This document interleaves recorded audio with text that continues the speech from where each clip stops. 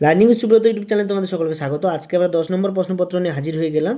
তো এই প্রশ্নপত্র New Barrackpore colony boys high school, এই স্কুলে প্রশ্নপত্র করবো। প্রথমে দেখো 15টা এমসিকিউ দিয়েছে, 15টা এমসিকিউ করবো। প্রথমে দেখো প্রদত্ত কটি ফাঙ্গি রাজপুত্র স্থির করে ইস্ট প্যারামোসিয়াম ডায়াটম ব্যাসিলাস আগারকাস পেনিসিলিয়াম? উত্তর হবে 3টে, ঠিক আছে, 3টে হবে।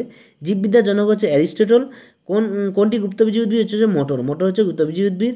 সবুজ উদ্ভিদ কোষপ্রাচীর প্রধান উপাদানটির নাম কি? উত্তর হবে সেলুলোজ। সেলুলোজ উপাদান দিয়ে গঠিত। একক পর্দাবিহীন কোষীয় অঙ্গনের নাম হচ্ছে রাইবোজোম। ইউক্যারিওটিক কোষের দ্বিপর্দাবিশিষ্ট ডিএনএ যুক্ত অঙ্গনটির নাম হচ্ছে প্লাস্টিড ও মাইটোকন্ড্রিয়া। Plastid mitochondria.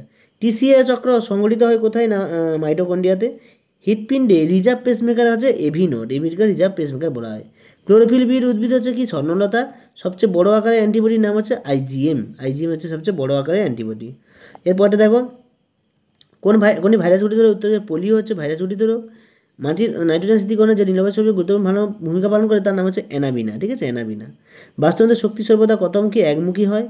পুনঃস্থাপন অযোগ্য প্রাকৃতিক সম্পদের নাম হচ্ছে প্রাকৃতিক গ্যাস। পদে কোনটি হ্যালোফাইট? উত্তর হবে অপশান সি। ওই এ ও বি দুটো সুন্দরীগণ দুটোই হ্যালোফাইট উদ্ভিদ, ঠিক আছে। এরপর দেখো ড্যাসপ্রন দিয়েছে। পাথরের মতো কোষ প্রাচীরযুক্ত মৃত কোষকে কী বলা হয়? ক্লোরাইড, ঠিক আছে, স্ক্লেরাইড। স্ক্লেরাইড। ড্যাশ মস্কিউলার ডেঙ্গু বা এডিস মস্কি। মানুষের পরিণত লোহিত রক্তকণের আয়ুষ্কাল হচ্ছে 120 দিন। অন্ধি চক্রের মাধ্যমে ইউরিয়া উৎপন্ন হয়। পেশিকোষের আবরণকে সার্কোলামা বলা হয়। মহাকাশ গবেষণা মহাকাশযানে ক্লোরেলামা শৈবাল রাখা হয়। এরপর দেখো সত্য মিথ্যা বলেছে। সিঙ্গার নিকলসন কোষ পর্দার তরল মোজাইক মডেল আবিষ্কার করেন, সঠিক। উদ্ভিদ কোষে পিনোসাইটিক গহ্বর গঠিত, এটা ভুল।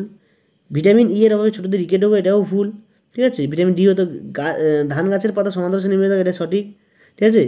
তবে কী বলছে? ক্লোস্ট্রিওডাম এসপি, এটি নাইট্রোজেন সংগ্রহকারী মুক্তজীবী ব্যক্তি, এটা সঠিক। ন্যাটালিটি জনমহার পপুলেশন ঘনত্ব কমায়, এটা ভুল, ঠিক আছে। ডান স্তম্ভ বাম স্তম্ভের মিলন কী বলছে দেখো, এখানে এটাকে জুম করে দেখাচ্ছি।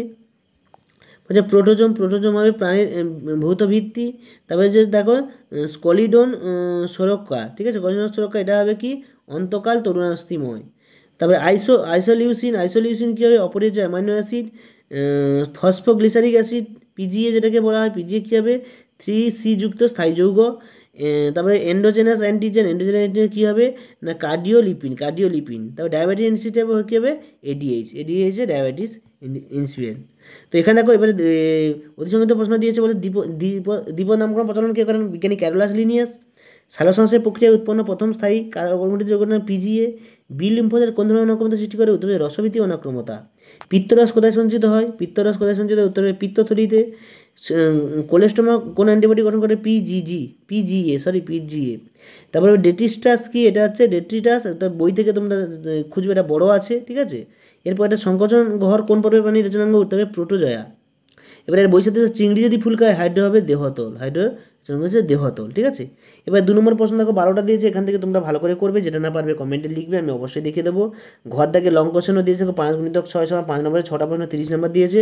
তো এদের মধ্যে যদি কোনো প্রশ্ন তোমাদের সমস্যা থাকে, উত্তর না জানা থাকে, তোমরা কমেন্টে লিখবে, আমি অবশ্যই সেই প্রশ্নের সমাধান করার চেষ্টা করবো। সকলকে ধন্যবাদ। দেখা যাচ্ছে পরের প্রশ্ন সেটে 11 নম্বর স্কুল নিয়ে আলোচনা করবো।